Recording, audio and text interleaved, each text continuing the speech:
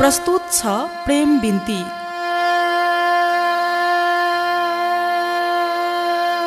अच्युत घिमिरे बुलबुलको वाचनमा सुमन ढकालको उपन्यास।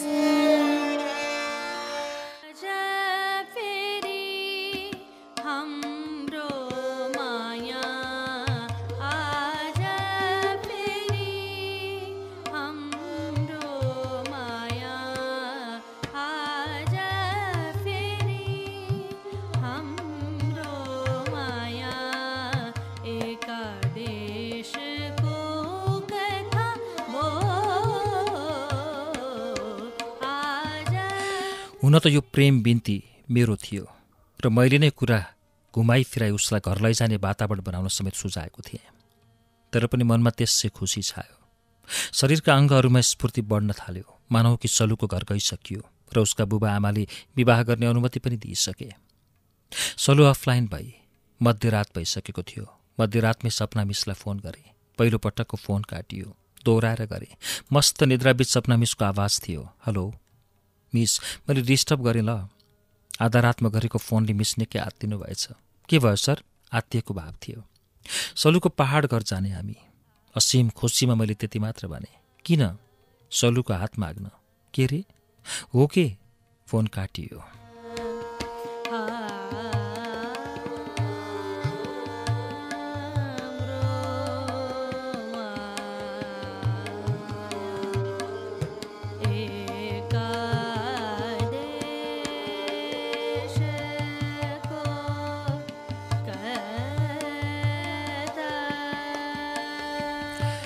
सपना मिस रिसाउनु भयो क्यारे?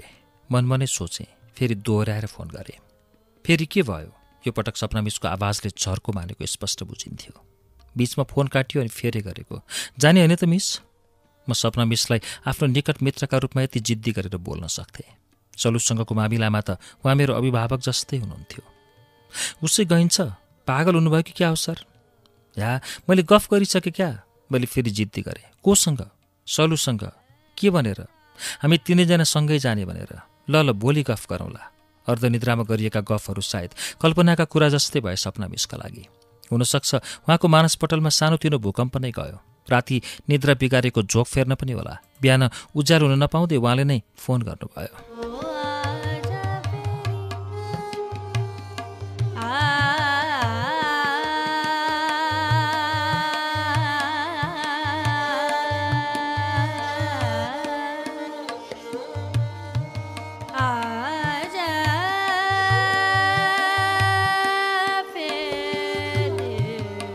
हिजो के भनेर फोन गरे राति?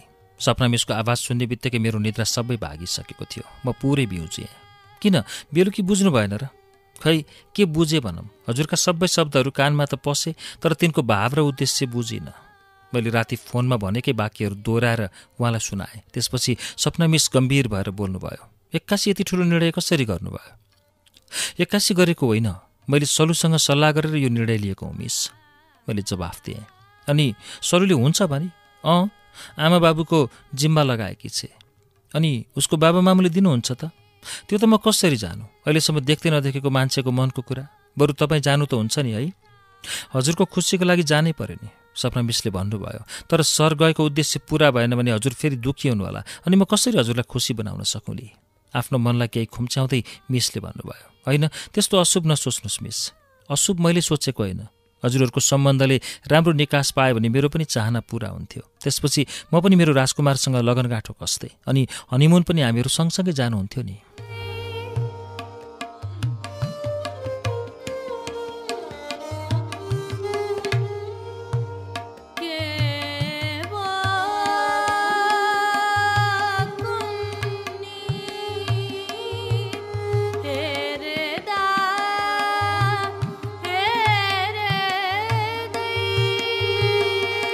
काठमाडौँको कोटेश्वरबाट गुडेको मध्य पहाड यातायात सुनकोसीको किनारै किनार हुँदै सिन्धुली पुग्दा आधा दिन बितिसकेको थियो। गाउँको माझमा अलि थुम्को परेको जस्तो ठाउँ। पहाडको भित्तामा ठूलो 3 तल्ले बारदलीसहितको माटोको घर गाउँभरिको उत्कृष्ट घर चाहिँ देखिन्थ्यो। घर अनुसारकै ठूलो आँगन, छेउैमा एउटा सानो बौद्ध स्तूप र निकै आकर्षक बुद्धको मूर्ति। पिँढीदेखि अलिक तल आँगनीमा धारो पनि छ। मेरै घरमा जस्तो फलैचा छ। फलैचामा बसिरहेका उसका बुबा आमा उसले जाँदा जाँदै परैबाट हामीलाई चिनाई। आँगनमा पुग्ने बित्तिकै हामीलाई छोडेर हतारिँदै आफ्नै आमाको अँगालोमा बाँधिन पुगी सलु। प्रष्ट देखिन्थ्यो घरमा खुब लाड प्यारका साथ हुर्केकी छोरी हो। उसका बुबा आमा दुवैलाई हामीले पनि पालै पालो नमस्कार गर्यौं। सलुले हामी दुवैको परिचय उहाँहरूसँग गराए।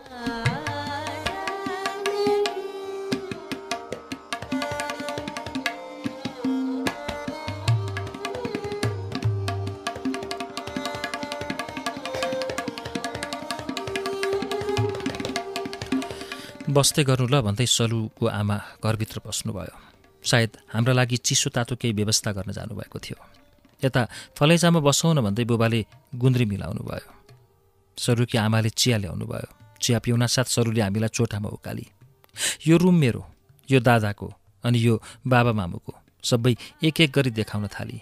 भित्ताहरूमा बुद्धका पोस्टरहरू टाँसिएका थिए। बुद्धका ससाना मूर्तिहरू पनि घरभरि देखिन्थे। सलुको छुट्टै कोठा रहेछ, सबैलाई प्रवेश निषेध। यसो चियाउनसम्म भ्याए, पुरै मन्दिर जस्तै देखिन्थ्यो, बौद्ध विहार जस्तो। घरभित्र छिर्दैदेखि मनमा बौद्ध विहार छिरेको अनुभूति भइरहेको थियो।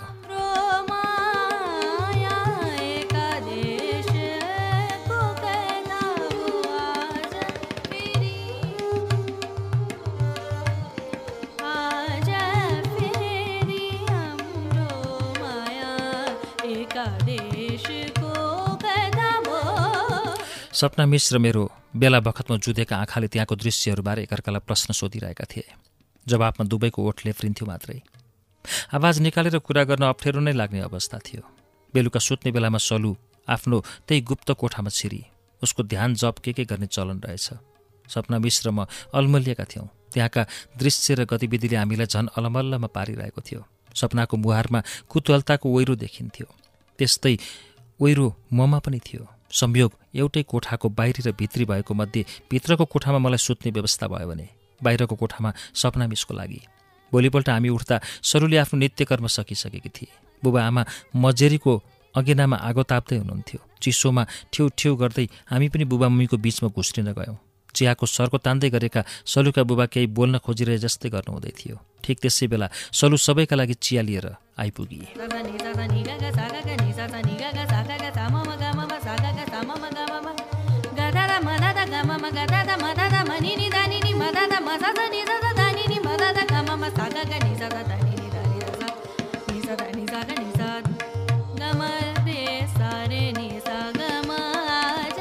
बस माया यतै मधुर स्वरमा सलुका बुबा बोल्नुभयो। सलुलाई माया गरेर उसका बुबा आमाले माया भन्नुहुँदो रहेछ।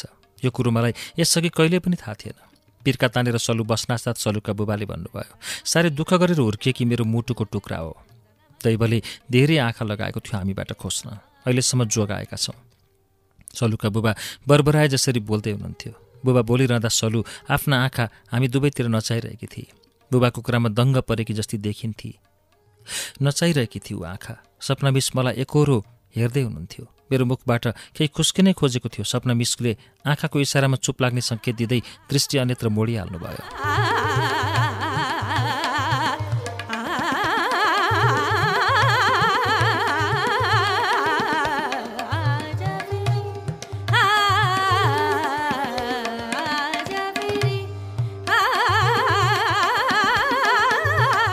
मेरो मन अडिएन। सोधिहालेँ, के भएको हो र बुवा सलुलाई? अनि के उपचार गर्नुभएको छ नि? के गर्नु र बाबु? अहिले यसो गरेपछि अलिक ठिक भएको छ। यसो भनेको के हो चाहिँ उहाँले प्रश्न पार्नु भएन। त्यहाँ कुराहरूको सिलसिला यसरी अगाडि बढिरहेको थियो कि चलिरहेको विषयभन्दा बाहिर गएर अरू विषयहरू निकाल्नु वा प्रश्नमाथि प्रश्नहरू थपिरहनुभन्दा गम्भीर भएर सुन्नुमा उत्तम देखिन्थ्यो। उनीहरू बौद्ध धर्मावलम्बी भएकोले हो कि वास्तवमै त्यो घर र त्यहाँका मान्छेहरू शान्त देखिन्थे।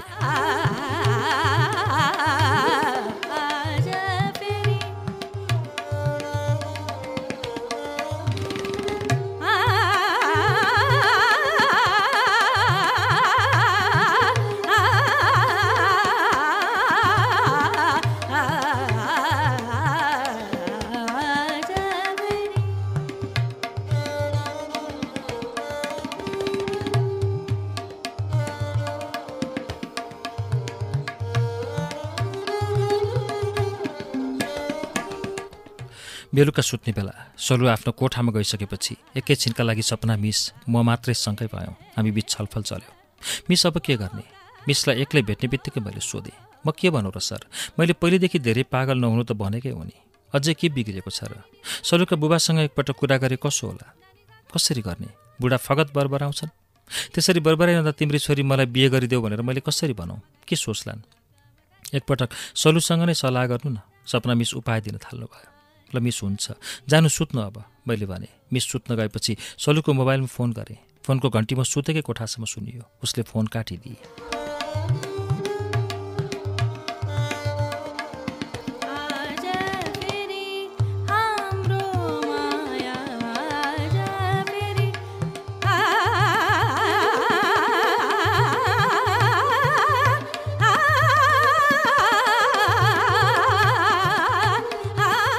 किन, के भयो? सलुको एसएमएस आयो। खै के भयो भन्ने सलु? किन र? तिमी भित्रको रहस्यले झनै जलायो। अरू केही लेख्न सोचेन, दिमागले यति लेखेँ। म के भनौँ? उसले आफै अन्यलको भाव पोखी। माया गर्नुहुन्छ होइन मलाई? उसले सोधी। हो। कस्तो माया? माया कस्तो भन्ने प्रश्नको जवाफ मसँग थिएन। म चुप रहेँ। मैले केही जवाफ नलेखेपछि दोहोऱ्याएर उसैले पठाए। प्लिज सपन सर, आजसम्म हामी जे छौँ त्यसैमा रहन दिनुहोस्। अब अगाडि बढ्ने कुनै ठाउँ नै छैन। खै सलु, भने जस्तो हुन्छ र? हो, त्यही भने जस्तो नहुने भएरै यो स्थिति आइपरेको हो। जो भतभती पोल्न थाल्यो। सिरक पसिनाले चुर्लुम्मै भिज्यो। आफैलाई हराएँ वा हारेँ, दिमागले केही सोच्नै सकेन। मायाले खनेको खाल्टोभित्र म चुर्लुम्म डुबेँ, कहिले ननिस्कने गरी।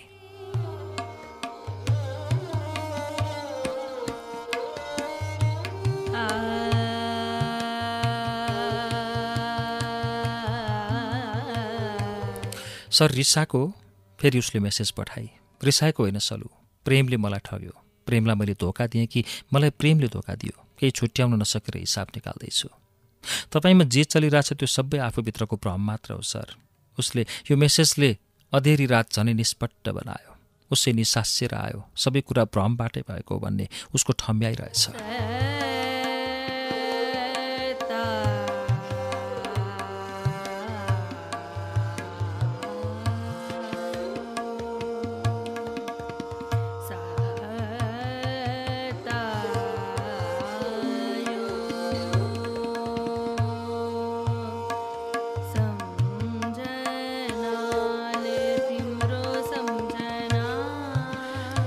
भोलिपल्ट ओछ्यानबाट बिउजेर उठ्दा सलु र सपना काठमाडौँ फर्कने तयारी गरिरहेका थिए। सलुकी आमा सलु र सपनाका लागि काठमाडौँ पठाउने कोसेली ठिक पार्दै हुनुहुन्थ्यो। सलु र सपना बुबा आमासँग बिदा माग्दै गर्दा म उदास मन लिएर उनीहरूसँगै साथी लागेँ। छुट्टिने बेलामा सलुका बुबा फेरि बरबराउनु भएको हामी सबैले सुन्यौँ। मेरो प्राण, मेरो मुटुको टुक्रा, 2 दिन उज्यालो भएको घर फेरि शून्य हुने भयो। बाटोभरि केही बोल्ने साहस आएन।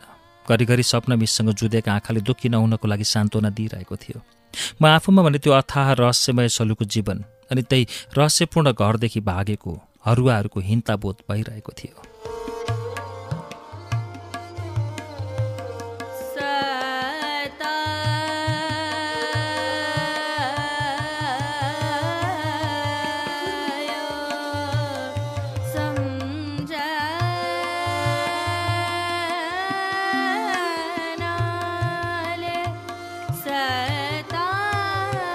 फुटे सपना सबै सिसाका टुक्रा झैँ, जिन्दगी रित्तिए झैँ भयो।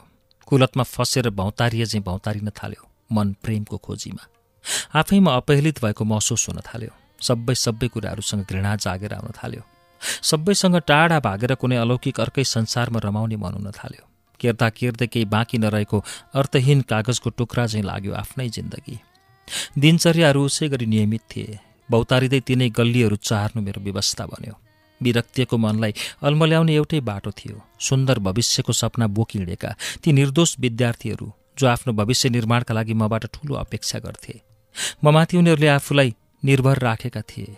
ठूलो नदीको एउटा किनारबाट अर्को किनार तारिदिने एउटा माझीप्रति मानिसहरूलाई जसरी विश्वास हुन्छ, म प्रति त्यसरी नै त्यति नै विश्वास राखेका यी अबोध विद्यार्थीको भविष्य जिम्मा लिएर कक्षामा छिर्दा हिंता बोधले बाँचिरहेको म झस्कन्थेँ। कतै म आफ्नो कर्तव्य पथबाट च्युत हुँदै गरेको त छैन। विद्यार्थीहरूमाथि न्याय गर्नका लागि म हरपल आफूलाई प्रेमबाट चिन्तामुक्त बनाउने कोसिस गर्न थालेँ।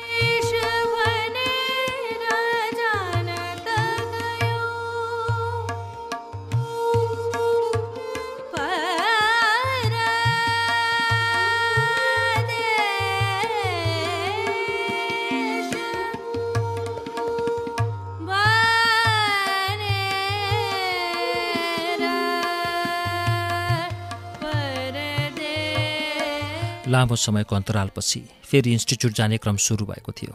रित्तो सुनसान मन लिएर इन्स्टिच्युट जाँदै गर्दा एक दिन बाटोमा भएको सुनसान दृश्यले कुनै राजनीतिक दलको बन्दको सङ्केत गरिरहेको थियो।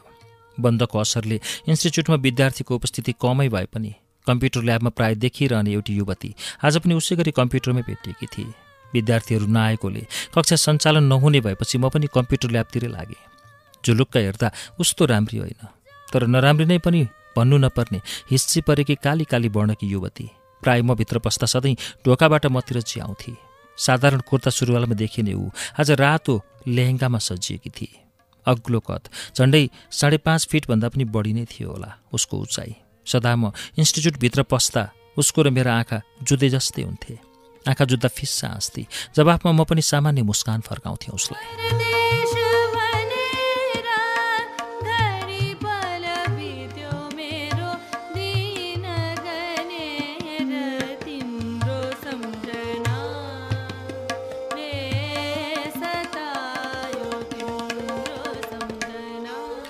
कम्प्युटर ल्याबमा छिर्दै म सामान्य बोले, आज त बन्द पो रहेछ है?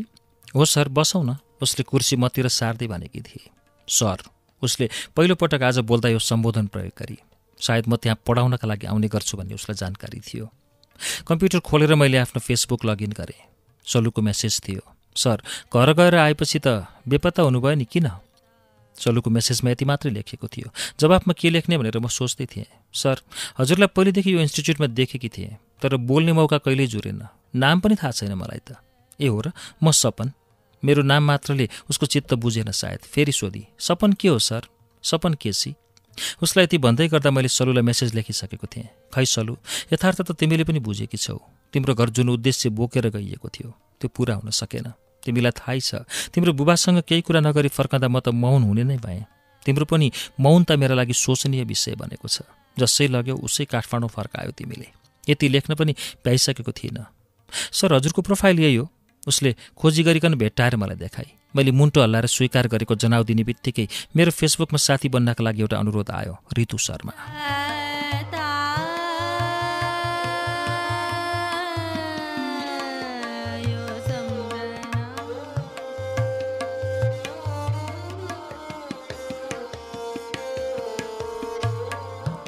उसको नाम ऋतु शर्मा रहेछ। मैले केही नबोली उसको अनुरोधलाई स्वीकार गरेँ। अब ऋतु शर्मा मसँग फेसबुकमा जोडिए। मेसेज बक्समा पिलिक्क रातो बत्ती बल्यो। सलुले फेरि मेसेज गरे, उसो भए के अब सधैँ भागिरहनुहुन्छ मसँग? म तिमीसँग भागेर सलु? फेरि भागेर जाने ठाउँ नै कहाँ छ र मेरो? तिमीलाई आफ्नो जिन्दगी सोचेको थिएँ, त्यही जिन्दगीदेखि भागेर कता जाउँ? किञ्चित भाग्न मिल्ने हो भने पनि म आफैसँग भाग्ने कोसिसमा छु। त्यसपछि सलुको कुनै मेसेज आएन।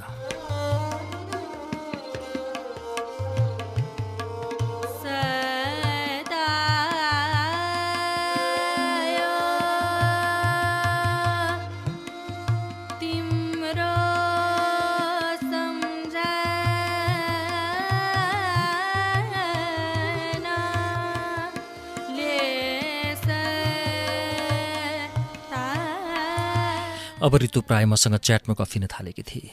फेसबुकमा उसले आफ्ना बारे नलुकाई सबैजसो कुराहरू मसँग बताउँथे अनि म पनि उसका बारे सबै जिज्ञासाहरू एक एक गरेर उसलाई सोधिरहन्थेँ। यसो भनौँ, पछिल्ला दिनहरूमा फेसबुकमा सलुको ठाउँ ऋतुले लिएकी थिए। फरक यति थियो, सलुसँगको च्याटमा मलाई पहिलो हतारो हुन्थ्यो भने ऋतुसँगको च्याटमा उसले हतारो मान्थे। सलुसँग जसरी म एक एक जिज्ञासाहरू डराइ डराइ राखिरहेको हुन्थेँ, यता ऋतु ठिक त्यसै गरी मसँग बिस्तारै बिस्तारै कुराहरू सोध्थे। मलाई उसँग कुरा गर्न अरुचि नलागे पनि खासै रुचि भने हुन्थेन। उसैले बोलाएपछि मात्र बोल्ने गर्थे। एक हिसाबले ऋतुसँगका च्याटहरूले मलाई एक्लोपनाको शिकार हुनबाट जोगाएका पनि थिए।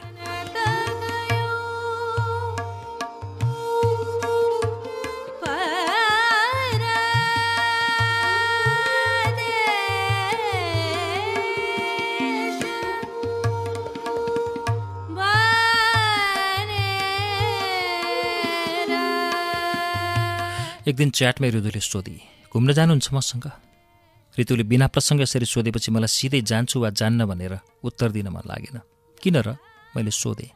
मलाई घुम्न जान मन लागेको छ हजुरसँग। संसार गोलो छ भन्नुको कारण यही होला। जोसँग म घुम्न जान, सँगै बस्न, सँगै बाँच्न प्रस्ताव गर्छु, उसले मेरो सयौँ हजारौँ बिन्तीहरू असरलले छोडिदिएकी छे। जोसँग घुम्न जाने बारे कल्पनासम्म गरेको छैन, उसले घुम्न जाने मन गर्छ मसँग। ऋतु मेरो घाउ बल्झाउँदैछ कि सुल्झाउँदैछ? दुविधाग्रस्त मानसिकताले सोच्दा सोच्दै मलाई उसका प्रश्नहरूको उत्तर दिन कठिन लाग्दै आएको छ। आफैसँग चित्त बुझ्दो जवाफ नभएपछि मैले च्याटमा यति मात्रै लेखेँ, खै। किन खै सर, मसँग घुम्न जान नहुने हो र? ऊ अझै कर गर्छे।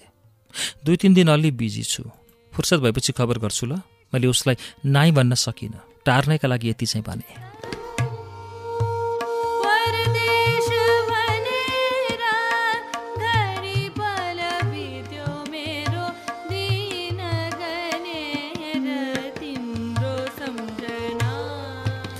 मलाई लागेको थियो यति भनेपछि 2-4 दिनमा उसले बिर्सिन्छे र पछि यो कुरा उठ्दैन, तर उसले बिर्सिन।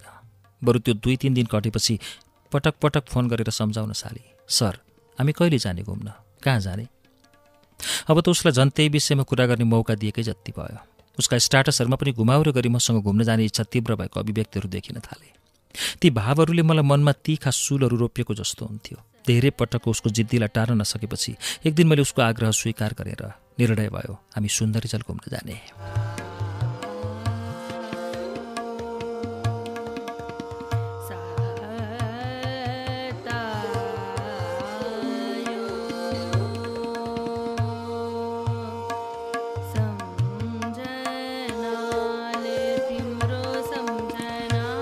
सावेलमा भेटेर हामी सुन्दरीजल जाने बस चढ्यौँ। सुन्दरीजल पुगेर बसबाट झरेर उसले लेज, कुरमुरे जस्ता ड्राई फ्रुटहरू किनेपछि प्रश्न थियो उसलाई आज दिनभरि मसँग घुम्ने रहर छ। सुन्दरीजलको खानेपानी परियोजनातिर हामी लाग्यौँ। कुरा गर्ने थोरै विषयहरू बस यात्राकै बेला सकिसकेकाले उसका र मेरा बीच कुनै पनि कुराको विषय छैन। अब चुपचाप हिँडिरहेकी छे ऊ। मसँग केही भन्न खोजिरहे जस्तै देखिन्छे, तर विषय नै भेटेकी छैन उसले। म सोचिरहेछु यो घुमाई, यो सहयात्राको टुङ्गो कुन हो? एउटा प्रेम बिन्ती निष्फल भएपछि वियोगको शिकार भएर भौतारिरहेको मैले एउटी युवतीसँग सुन्दरीजलको यात्रा कुन प्रयोजनका लागि? म ठम्याउनै सक्दिनँ। आखिर सुन्दरीजल घुम्न आउने युगल जोडी प्राय प्रेमी प्रेमिका मात्रै त छन्। उसो भए के ऋतु मेरी प्रेमिका हो? होइन भने के म उसलाई प्रेम गर्छु? म ऋतुलाई प्रेम गर्नै सक्दिनँ। मेरो एकमात्र प्रेम बिन्ती सलुसँग हो। त्यसो भए सायद ऋतु मलाई प्रेम गर्छे र त उसैले सुन्दरीजल जाने प्रस्ताव गरे।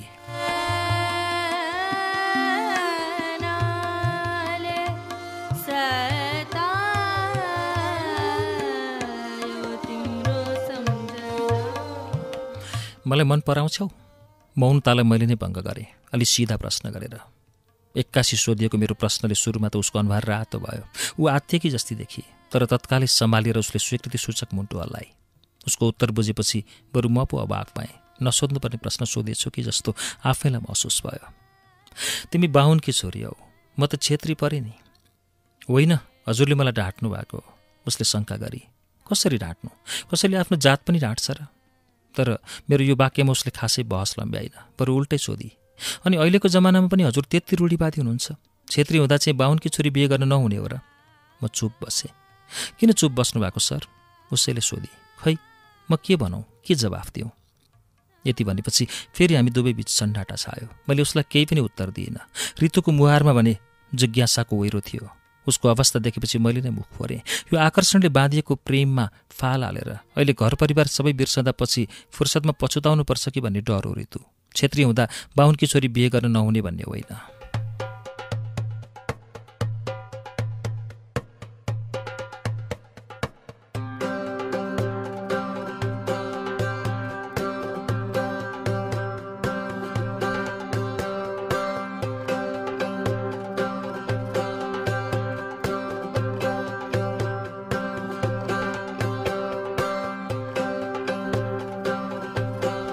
पहिलो भेटमै उसले खुलेर बिहेको कुरा गरेकी थिए।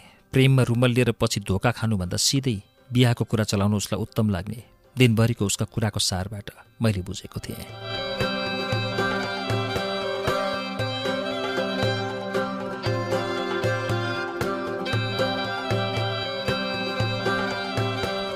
कुनै पनि कमजोरी फेला पार्न नसकेपछि अन्तर्जातीय विवाह उपयुक्त नहुने कारण बताएर ऋतुका कतिपय सवालहरूमा म मौन बसेपछि ऊ अनेक तवरले मलाई जिस्काउने, फकाउने र घुर्काउने गर्न थालेकी थिए।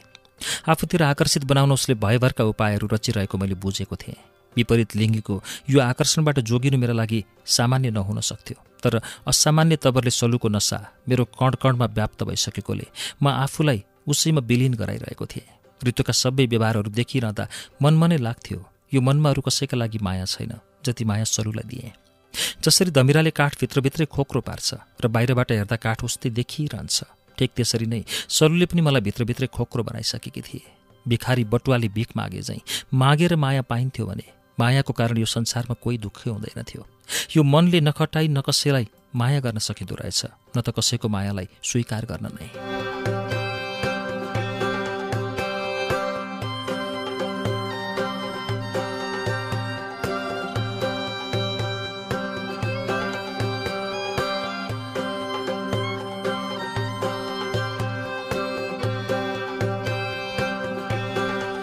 बाहिरबाट हेर्दा ऋतु आफैमा कम राम्री थिएन, तर किन ऊ मेरो मनमा भने अटाउन सकिन।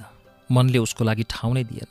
हरपल मेरै यादमा डुबेकी छु भन्ने भाव प्रस्तुत गरिरहन्थे मलाई बुझाउनका लागि, तर ऋतुलाई साथ दिनमा असमर्थ थिएँ। निरन्तरताको मेरो निष्क्रियतापछि ऋतुले अन्तिम पटक मलाई एउटा मेसेज छोडेकी थिए, व्यवस्था गर्ने ती मनहरूलाई कुनै गुणले भर्न सकौँ अनि त्यो मनमा परोपकारी भएर सधैँ सधैँ अदृश्य रहिरहँ। त्यो मेसेज पढेपछि मेरो मनमा झन् चिन्ताहरूले डमरू बजाउन थाले। प्रेम जीवनमा अपर्याप्त हुँदो रहेछ। अपर्याप्त यस अर्थमा कि जतिसुकै प्रेमले ओतप्रोत भएको जीवन भए पनि यसले जीवनको ठूलो खाल्डो पुर्न नसक्दो रहेछ।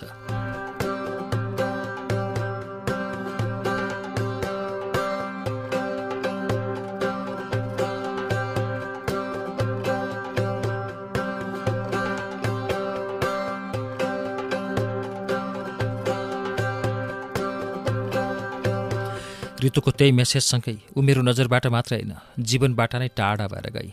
कहिल्यै पनि मेरो अगाडि देखा पर्नसम्म आइन। आखिर उसले पनि एउटा प्रेम बिन्ती हारेकी थिए। जसरी सलुसँगको प्रेममा आफ्नो बिन्ती खेर गएको म मानिरहन्थे।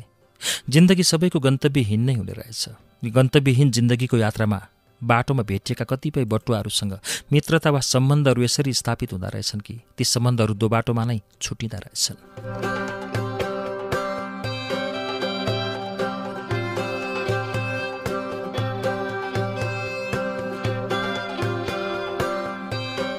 ती दिनहरूमा मेरो मनको बोझिल भारी बिसाउने एउटै चौतारी सपना मिस भन्नुभएको थियो।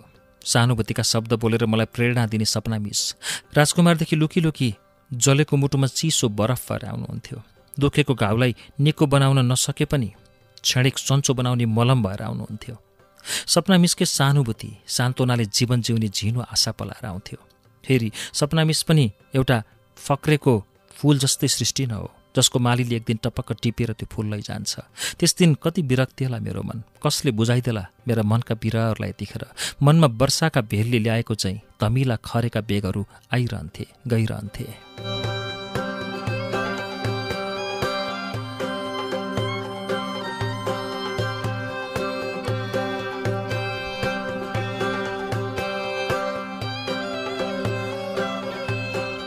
ऋतु अलप भई उसलाई खोजी गर्ने जागर पनि चलेन मलाई। विगतलाई सम्झेर सनसाइन रेस्टुरेन्ट जानु, चलु र सपना मिससँग बितेका रमाइला पलहरूको धित मेट्नु मेरो स्वभाव बन्न थाल्यो। तलतल मेट्न सनसाइन रेस्टुरेन्टमा जाँदा जाँदा मलाई बिस्तारै तलतल मेटाउने लतले समाउन थाल्यो। चुरोटका खिल्लीहरूको प्रत्येक तान्ने प्रक्रियाबाट निस्किने धुवासँग सलुका सबै स्मृति सम्झना उडाउने निरर्थक प्रयासहरू सुरु भए। सनसाइनमा बसेर बाहिर सडकको दृश्यलाई एक टकले निहाल्दै दोहोरारी भर्खरै सल्काइएको चुरोटको धुवा अनि खरानी बनाउँदै जानु मेरो दिनचर्याको अर्को पाटो बन्न पुग्यो।